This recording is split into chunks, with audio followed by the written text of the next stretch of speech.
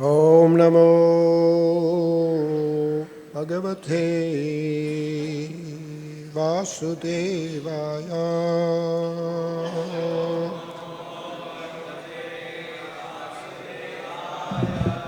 Om Namo Bhagavate Vasudevaya.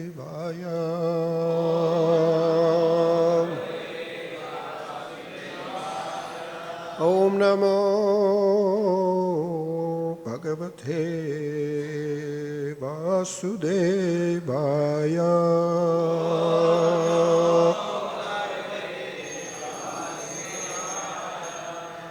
So today we are reading from Srimad Bhagavatam, Canto 10, Chapter 46. Starting with text 44, the chapter is called Uddhava Visits Vrindavan. So we have 44 on the screen. Yeah. Evam Nisha Sa Bruvato Vyatita Evam Nisha Sabruvator Vyatita.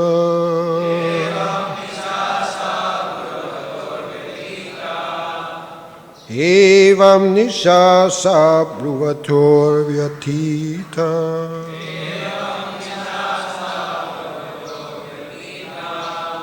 Nandasya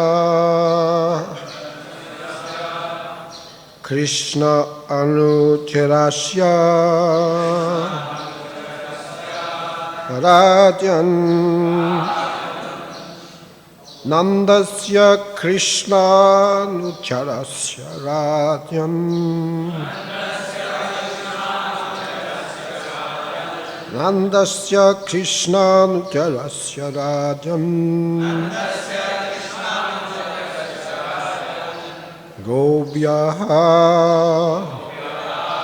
Samuttaya Nirupya Dipan. Gopya Samuttaya Nirupya Dipan. Gopya Samuttaya Nirupya Dipan.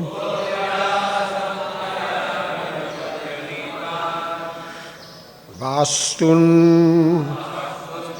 Samapyacha Dadhine Amantan. Vastun Samapyacha Dadhine Amantan.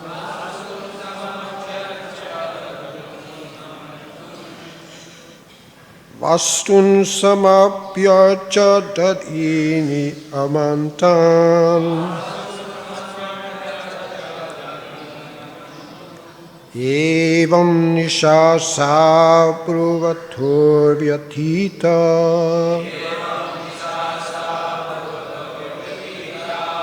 Nandasya Krishna Anucherasya Rajan. Gopya Samuttaya Nirupya Dipan. Vastun Samapyacha Dadhini Amantan.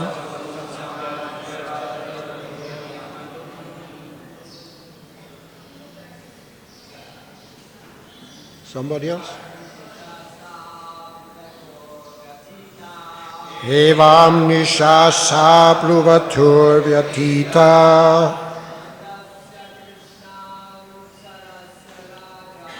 Nandasya Krishna Anucherasya Rajan.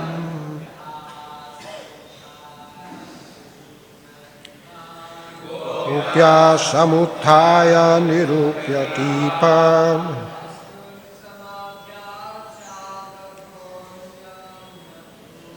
Vastun samapyacha dadhini amantam.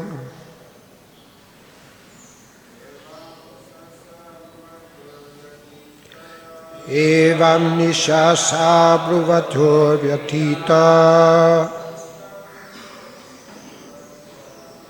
Nandasya Krishna nutarasya rajan. Gopya samutaya nirupyatipan. Vastun samapyacha tadhini amantan.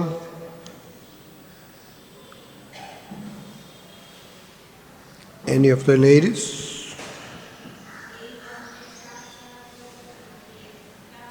Evam nishasa pluvatur vyatita. Nandasya Krishna nutarasya rajan.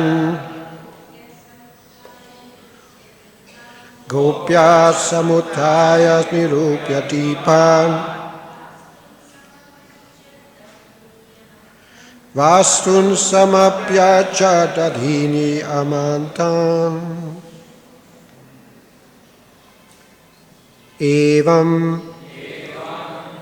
in this way, Nisha, the night, Sa, that, Pruvato, as they were both speaking, Vyatita was finished, Nandasya, Nanda Maharaj, Krishna Anucharasya, and the servant of Krishna, namely Uddhava, Rajan, O King, Parikshit, Gopyaha, the cowherd women, Samutaya, rising from sleep, Nirupya, lighting, Deepan, lamps, Vastun, the domestic deities, Samapyacha, worshipping, Dadhini, curds, Amatan, Amantan, churned. Translation: while Krishna's messenger continued to speaking with Nanda, the night ended, O king. The women of the cowherd village rose from bed and, lighting lamps, worshipped their household deities. Then they began churning the yogurt into butter.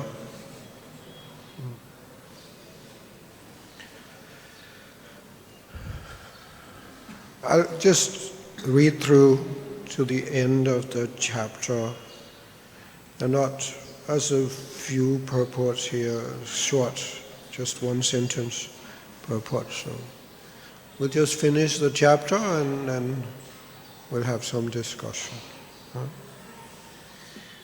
Thadipa diptoy manipir vireju rajjur vikashat bhuja kankana sajaha chalanitamba stanahara kundala tvishat kapularuna kunkumanana.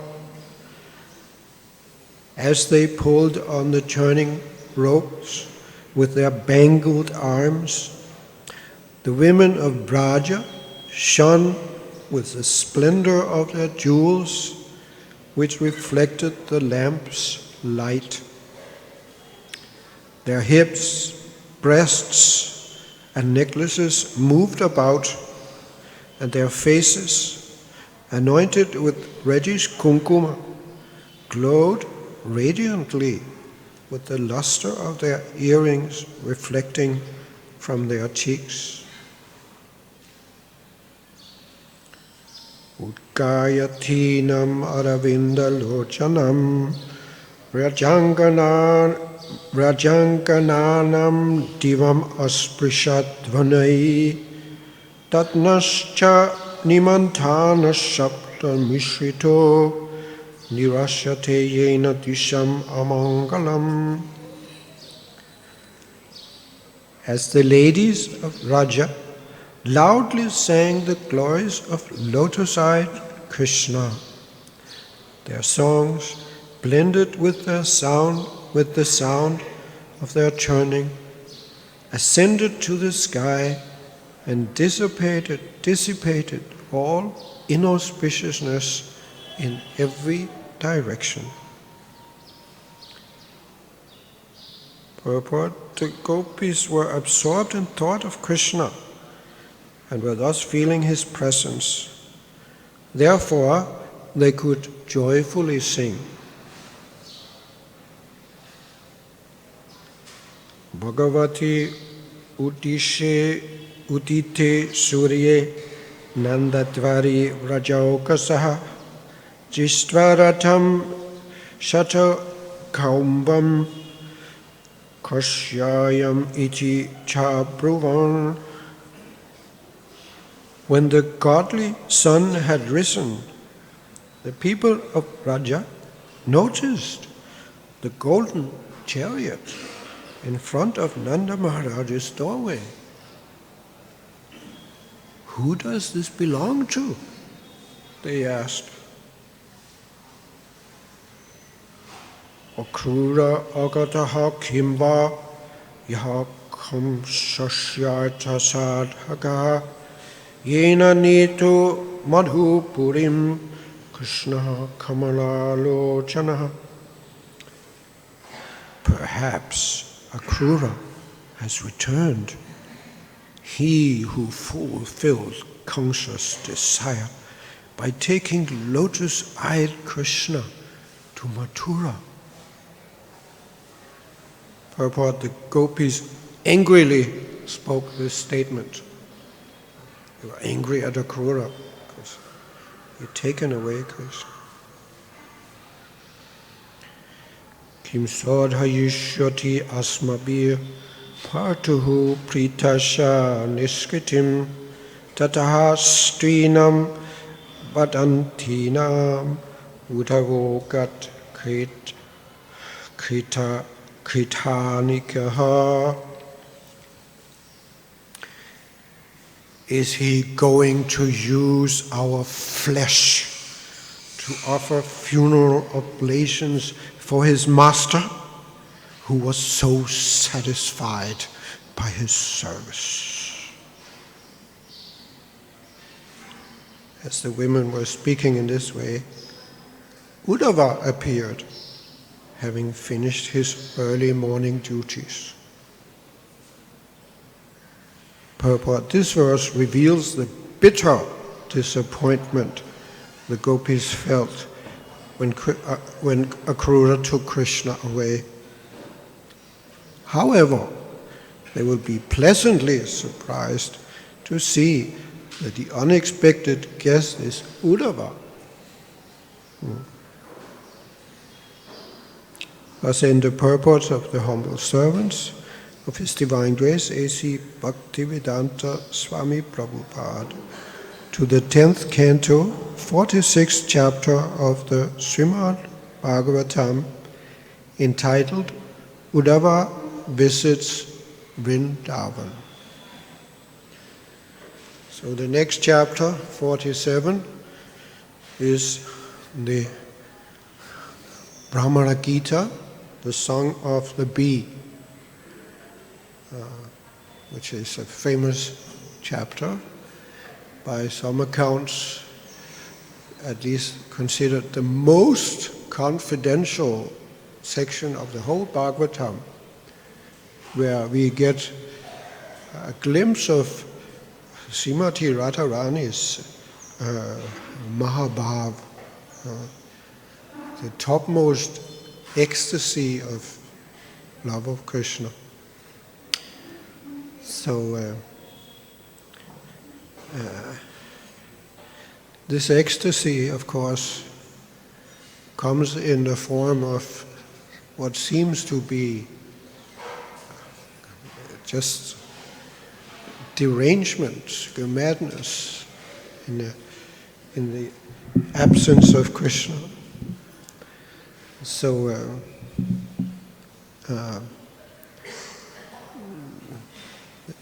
it's a little bewildering to the neophyte how this is actually the highest perfection in spiritual life, to become deranged, to start talking to a bumblebee like as if it was a messenger from Krishna.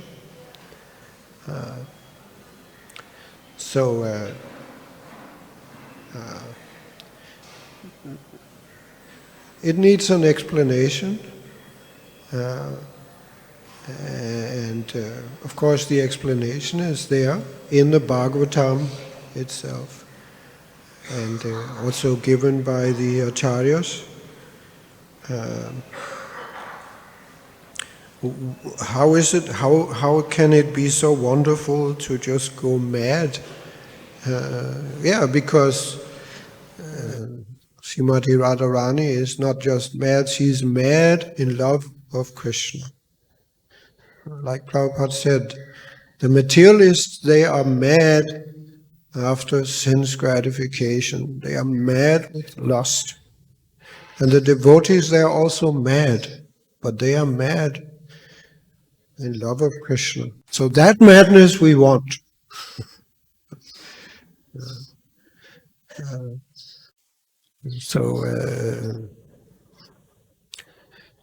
It seems like externally it's a feeling of that Radharani is feeling great distress, but we have to understand that this is not, it's only apparently so. It's actually a level of ecstasy that is hard, we cannot conceive actually.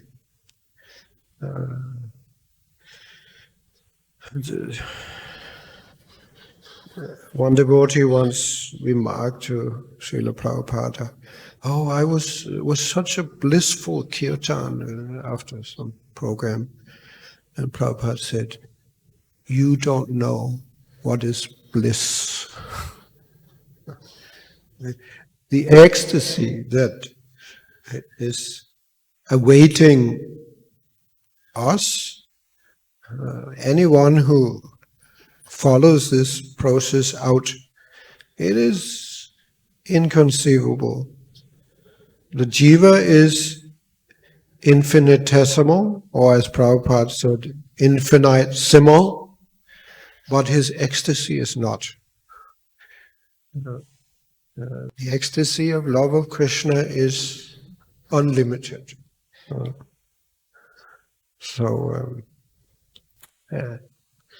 That's what's in store. Just be a little patient.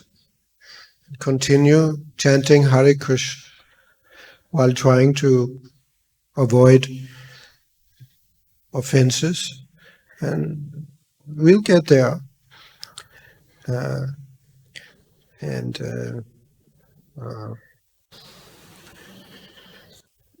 That is, we should keep always the goal in mind. What are we aiming at in Krishna consciousness when we are practicing our sadhana? Our goal is to reawaken our love for Krishna so that we will forget everything about the society, friendship and love of this material world. This 10th canto has been subtitled by the I guess it's the previous acharyas who gave that subtitle, the ashraya, the ultimate shelter, the shelter of the other 9 topics of the Bhagavatam,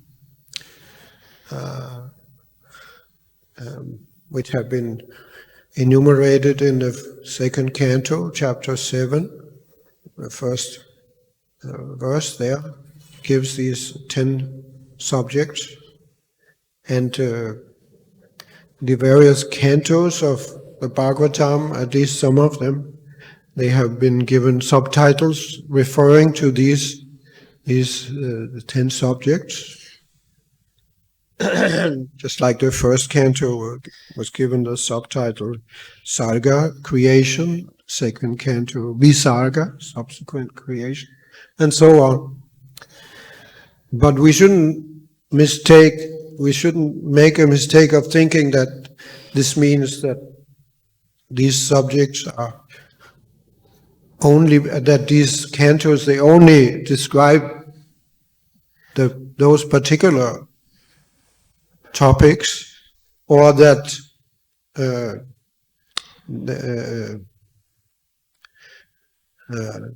that they are not described. Yeah. So actually all of the 10 topics, they are described throughout the Bhagavatam in all the cantos. So of course, so why these subtitles have been given? Well,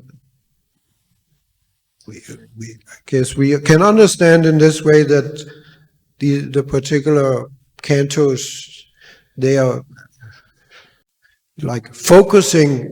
They have there's a focus on the particular topic which has been indicated in the subtitle, and so also for this 10th canto. The focus here is the ashraya, the Supreme Personality of Godhead, Swayam Bhagavan Sri Krishna. As Prabhupada says somewhere, that the purpose of the other 9 subjects of the Bhagavatam is to isolate the 10th subject. Isolate means to how should we say, to highlight the 10th and make it very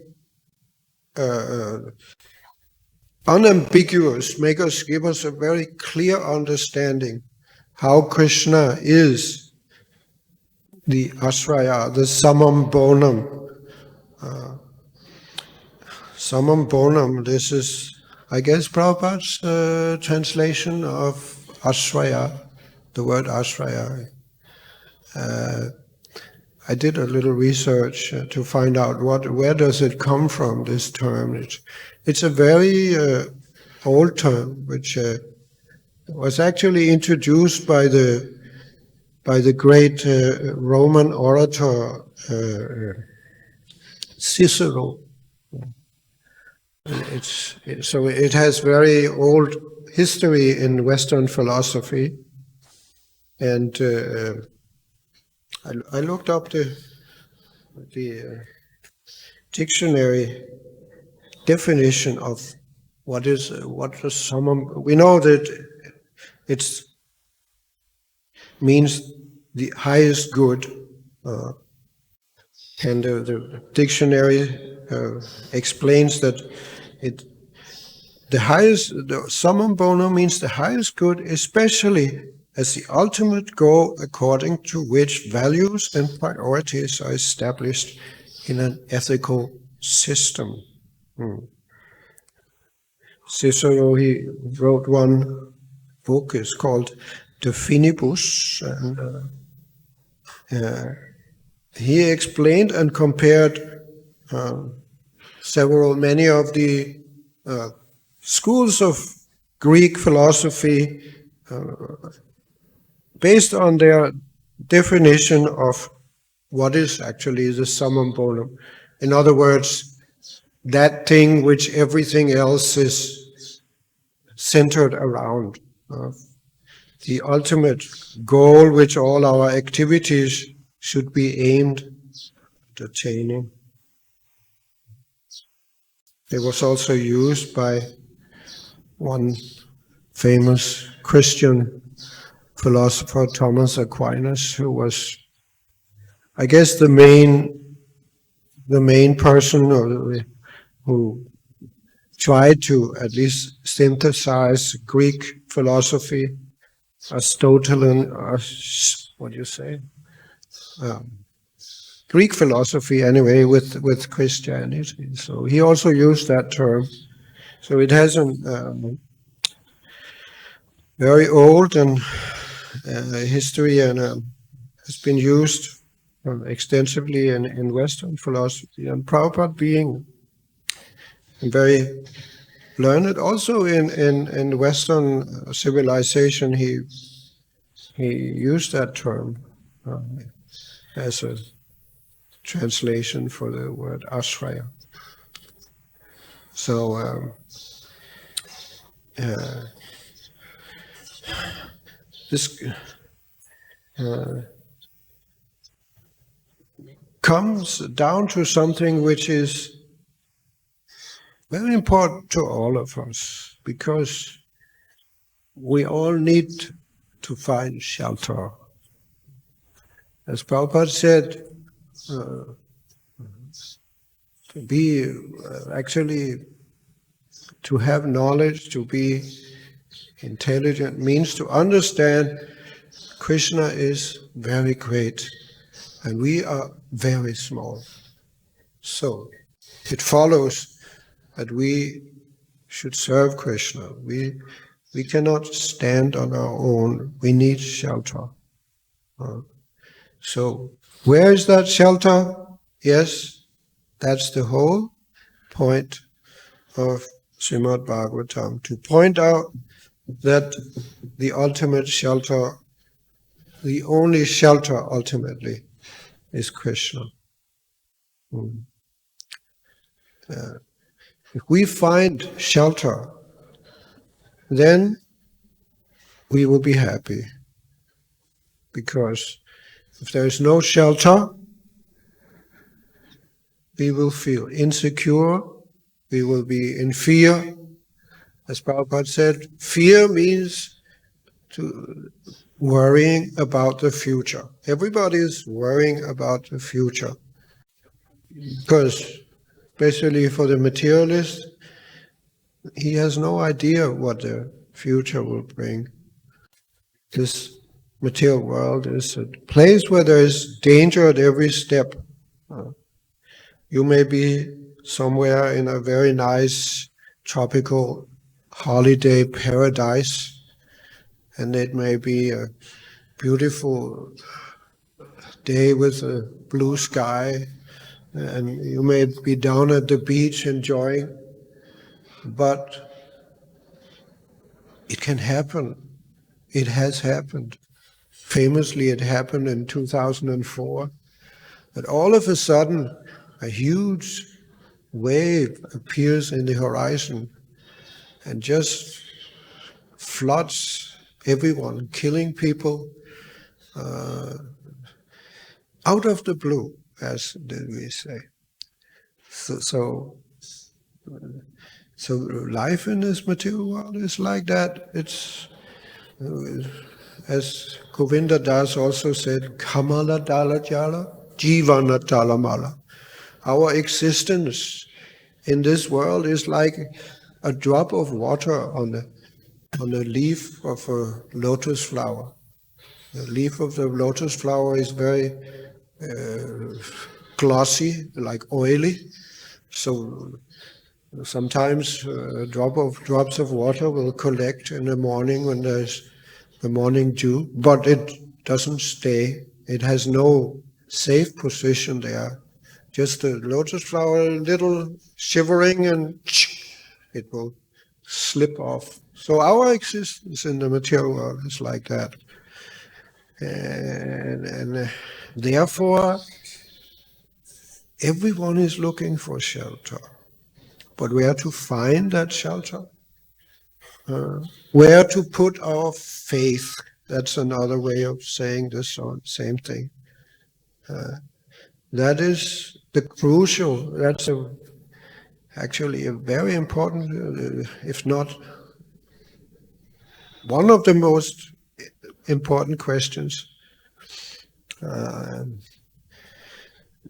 Of course, there is an even more basic consideration, actually, as Srila Prabhupada pointed out to Giriraj Swami. He describes this in his book, Planting the Seed. When he was just very new in Krishna consciousness, he asked Srila Prabhupada something like, how can I understand who is actually a real spiritual master? And Prabhupada, he returned the question to Giriraj. I think he was not even initiated at the time, as the question also kind of indicates. Prabhupada asked him, he said, what do you want? You want to be God or you want to serve God?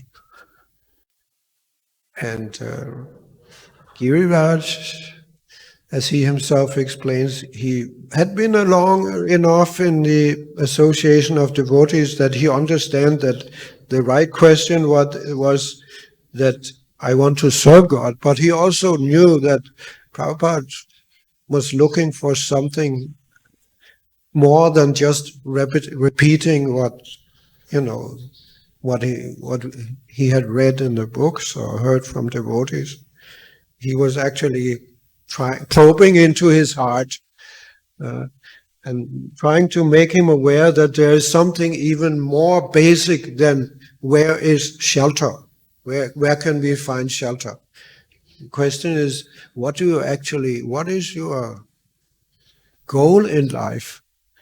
And it's very funny how he describes that in his mind, he was going back to his flat, where he was still living, and into the bathroom where on the mirror he had put a sticker saying, "You are God."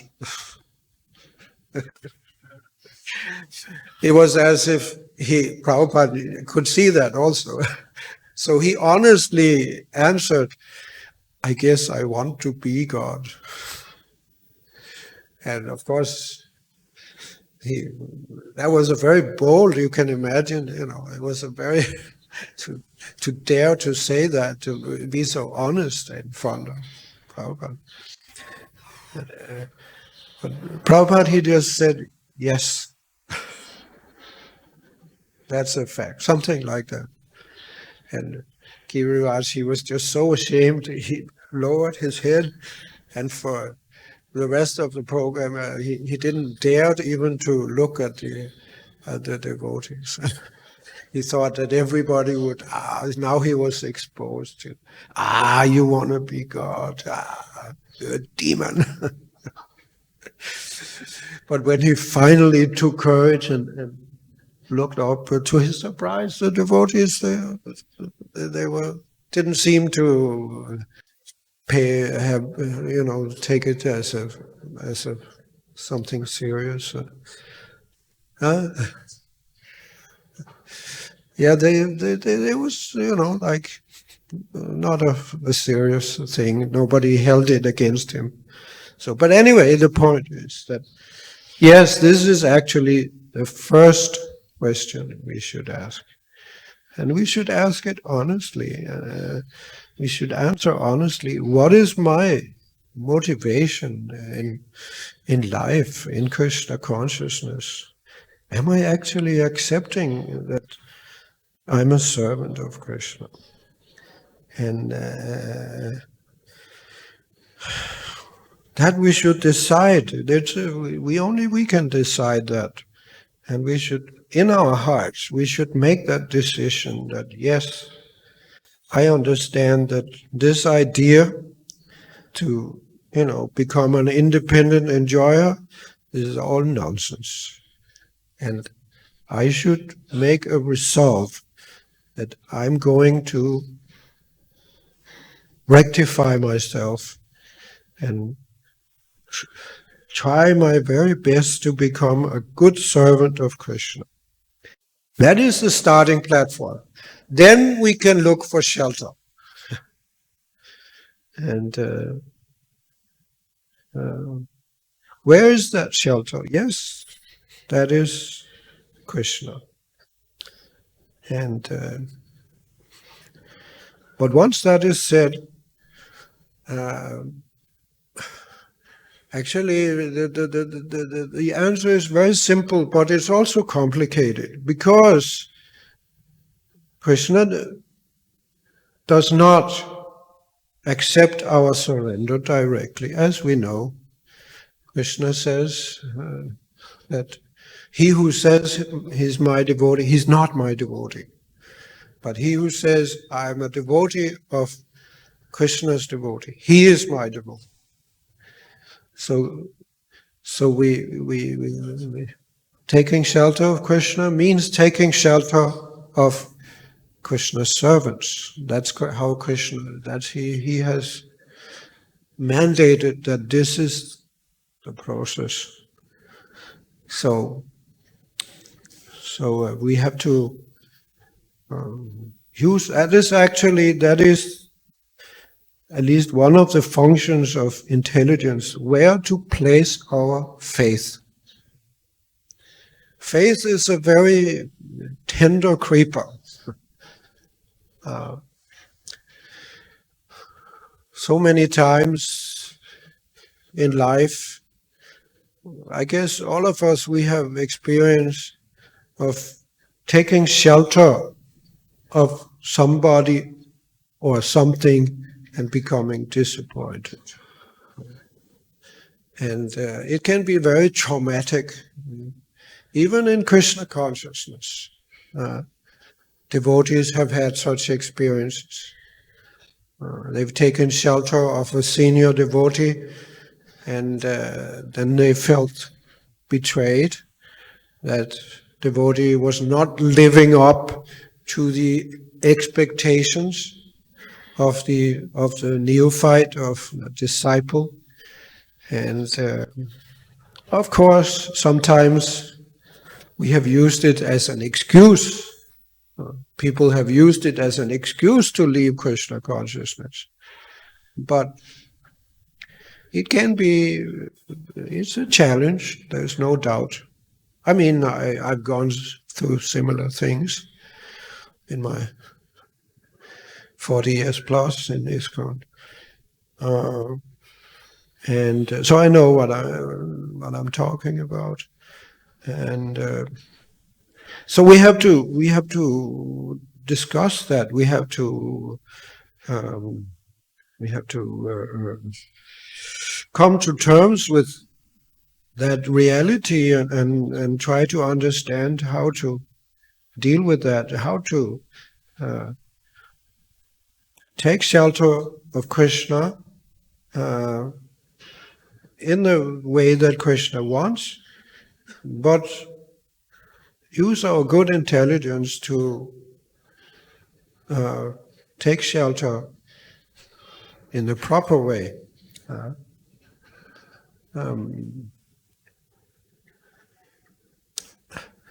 Even Srila Prabhupada himself, he would not accept devotees when devotees became too exclusive in their focusing on him, on taking shelter of him as the guru. He wouldn't accept that. He would correct their mistake. Like, for instance, when after the thing that happened in, I think it was 71, when some of his disciples, they actually tried to take over the movement. They tried to, sideline Prabhupada and take control of ISKCON. That's what happened. It's described, Ravinda, he describes it. It's in his book, this Srila Prabhupada, the founder Acharya of ISKCON. It's also briefly mentioned in Lilamrita, other places. So what happened was that Prabhupada, you cannot, Prabhupada was too powerful. He put them in place by giving them sannyas, actually. It's quite humorous. It was like a punishment. His logic was that because they were managers, they were managing the movement supposedly on Prabhupada's behalf, but Prabhupada's idea was that taking sannyas means you you you give up management and you travel and preach. So in this way, he felt that there was a hope that they could become purified from this anartha, which caused them to try to make politics against Prabhupada. So anyway, experiencing the power of Prabhupada's chastising power, they became very respectful. They realized they are dealing with somebody greater than them. They couldn't compete with Prabhupada. So, but what happened was that they went to the other extreme. That's the disease of this age: too much or too little. We go to too much to one side, and we realize, oh, that was wrong. But then we make the mistake of going completely to the other side. That's also wrong. Actually, we need to, in all aspects of life, we need to find a balance. So the same goes with our relationship with our spiritual guides, our guru. And they went first overboard. They, thought that Prabhupada they could, push him to the side. But then when they realized it's not, then they concluded, he must be God. Prabhupada is actually Krishna. So they started preaching that philosophy. Going around, the temples and telling the devotees. Of course, they turned it on the other devotees. You have made a big offense because you didn't understand that Prabhupada is Krishna. They spoke like this, very, very heavy. But when Prabhupada found out about that, what was his reaction? He kicked them out of the temple. He said, he told the other devotees, just kick them out. They should not be allowed to stay in the temple even. So that's one example how Prabhupada, he made sure that devotees, they would not forget that the ultimate shelter is Krishna. And the spiritual master helps us to take shelter of Krishna. And that should always be remembered, because if you remember that, you will not be disappointed, you will not be discouraged, even if your immediate spiritual mentor, if he has some problem, you can survive that. I survived. And one reason was that Krishna was very merciful, that he allowed me to do a service which I practically, from when I joined, I was very attracted, and in my heart I really wanted to serve in the BBT, and translating, editing, proofreading Prabhupada's books into my native language. So for 10 years it was my service to read Prabhupada's books. So in this way I felt this strong connection with Prabhupada, even though I never met him in person. So I guess that was one important reason that when some unfortunate things happened with my guru, it didn't affect me deeply. I was not shaken in my faith because my attachment was, I guess I can say, actually mainly for Prabhupada, and through Prabhupada, yeah, for Krishna. So anyway, there are many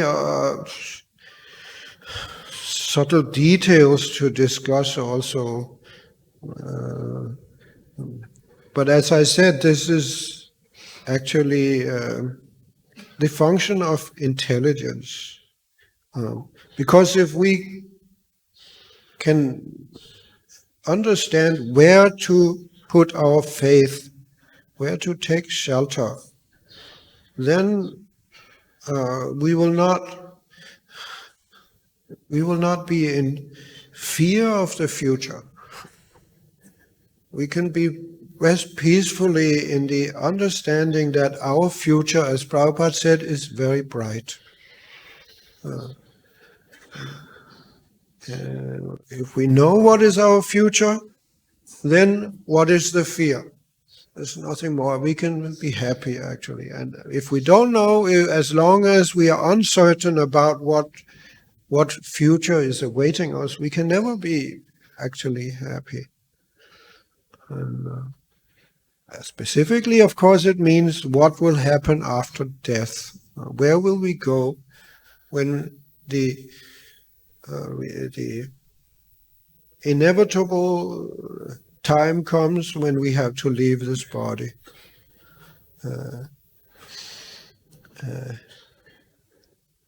So that we need to know. And if we follow the process, Krishna will let us know. Just like it's described here also in 10th canto, when Nanda Maharaj and the cowherd men, they went to Varanasi, I think, and to worship Lord Shiva. I think that was the instance here. I'm not. I may mix it up, but I think that was they apparently made a mistake and took bath in Ganges too early, and because of that, Varuna took him. He arrested them and took them to his kingdom, and Krishna had to rescue them. But the cowherd men, because they recognized Varuna as the deity of the waters, and when they saw how, Varuna Dev was, when he saw Krishna, he bowed down and offered prayers, and they were surprised because for them Krishna was a boy from their village. Oh, really? So they started to wonder, who is this Krishna? Once again, they wondered, who is this Krishna actually? Who are you? They never got the answer to that question. They thought that maybe he is some demigod. That also maybe, we're not sure what to speak of. It never dawned upon them that he is actually Bhagavan. But nonetheless, after witnessing this incident, they started also to wonder and question. I guess they were discussing what will be our destination after death. They became very philosophical like that and was talking among themselves. And as they were discussing like that, then Krishna, just to assure them, he gave them a vision of the spiritual world. He actually showed them, you want to know where you're going? This is where you're going. just to assure them, just to, make them happy and peaceful. In the confident, yes, our future is very bright. I mean, they were already in the spiritual world. There's no question, but still they were playing the role as human beings, so that pastime is there. But that is what Krishna does, actually, to his devotees, his sincere devotees. He gives us assurance in many ways that our future is very bright. We don't have to worry. Mashucha, as he says in Bhagavad Gita, don't worry. Everything is okay. Just go on and serve me with dedication, and I will take care of you. Yoga kshema vahamyaham. And then we can be happy, peaceful. Even in the middle of the turmoil of this material life. There's certainly turmoil, and it's getting worse and worse.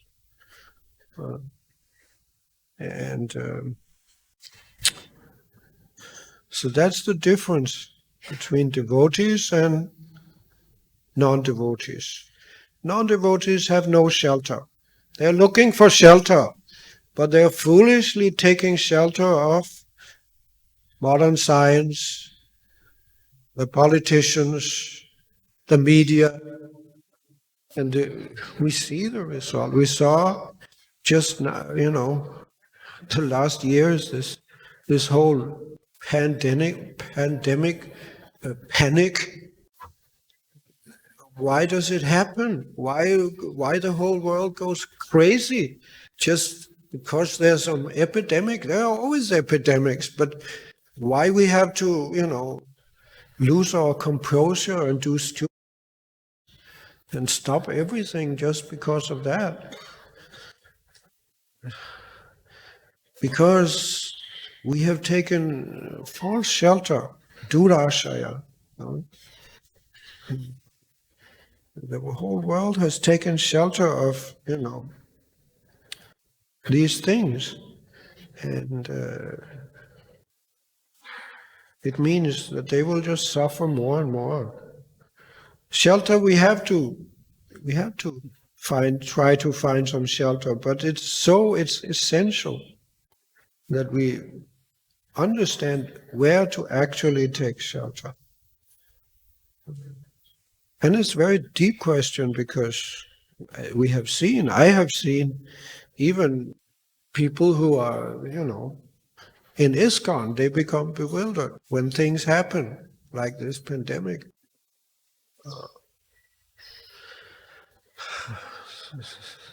So it's not easy. It's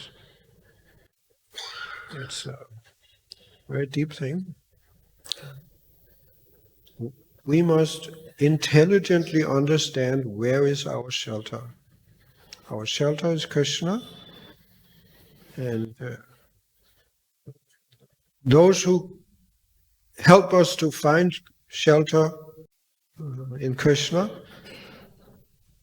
we can also trust them to the degree that they are helping us, because we also need help to understand how to take shelter of Krishna.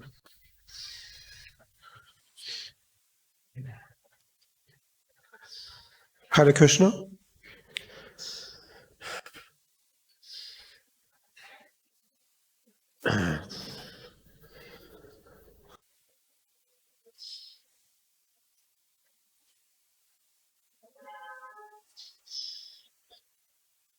Is there any questions you can ask? Otherwise, stop here.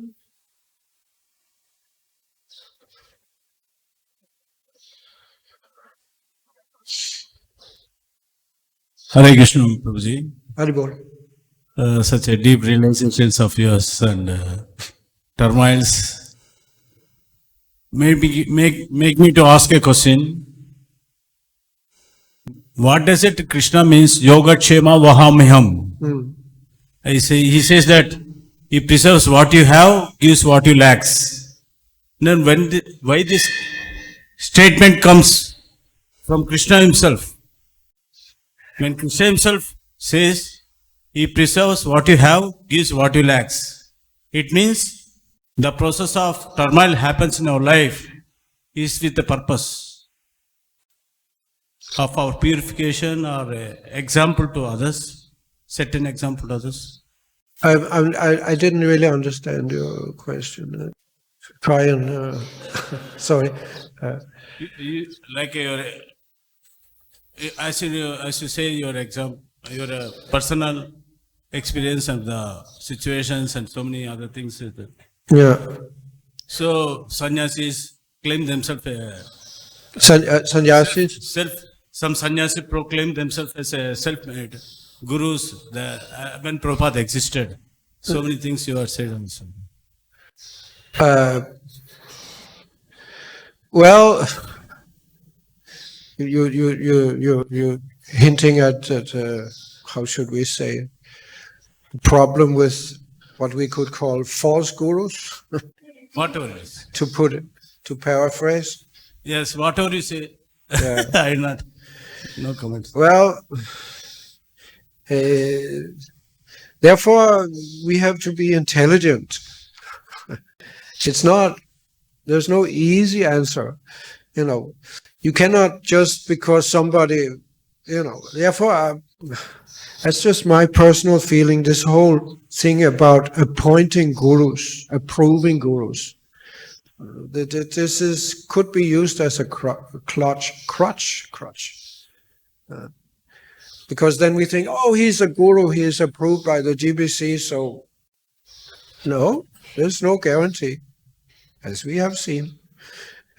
You have to understand, you have to study the devotee that you feel attracted to and see, And even after taking official shelter, you should still observe and, not be cynical. And that's again another, example of this too much and too little problem that we have in this age especially. We don't understand that we cannot find a balance that just because we accept somebody as a mentor in spiritual life, it doesn't mean that, we just put our intelligence on the shelf and just, do whatever we are told, even when that person tells us, that stupid things like, Prabhupada is in Maya or we may laugh with it. This is ridiculous, but it happened. I mean, it happened to me. The person I took shelter of, he turned around and he turned against Prabhupada. At least then I understood. Okay, he's not my guru anymore. But others didn't understand. They kept some sentimental attachment for that person, and it didn't do them any good in their spiritual life. So, like Prabhupada also told the devotees after this story with Bali Mardan, I don't know if you know about in New York. It's a very early thing in the Western. During Prabhupada's time, that the temple president in the New York temple, Bali Mardan, he started doing, crazy things. He got married to a Japanese lady who was not a devotee, and who actually started, offering meat to the, at least non-vegetarian things to the deities and things like that. They were completely outrageous. And some devotees, they kept serving, they kept following these Bali Mardan. His Natasha Toyota was supposedly the name of his wife. The story is there, you can read. And after this was exposed, and Prabhupada was, when commenting on this, he said that you should never surrender your intelligence. Even we are supposed to surrender to Krishna, but we should not surrender our intelligence. That was the way he put it. As I mentioned, that's actually we use our intelligence to surrender. We don't stop thinking. As Prabhupada also said, Krishna consciousness is for independently thoughtful people. Sometimes we join Krishna consciousness because we don't like to think. And we have the hopes that we can just put our brain on the shelf and just do what we are told. Yes, we should do what we are told, but not. I mean, the Bhagavatam, there's the example is there in the Bhagavatam. Bali Maharaj, when Shukracharya told him, don't surrender to Vishnu, he understood, he's not my guru. So, like I said, this is, of course, we hope this, we think this is really an extreme example, but it can happen. I've seen similar, it's almost to say that Prabhupada is, in Maya or something, that's almost akin to saying don't surrender to Vishnu, isn't it? I understood, when he started talking like this, of course, we may say, of course, I immediately understood that he's not my guru anymore. But others didn't understand. So anyway. Maturity counts. Huh? Maturity counts. Yeah. Yeah, this is, I guess, maturity or whatever. We have to,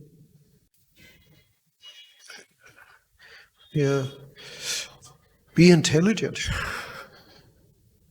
Okay. Hare Krishna, I'm going to stop now.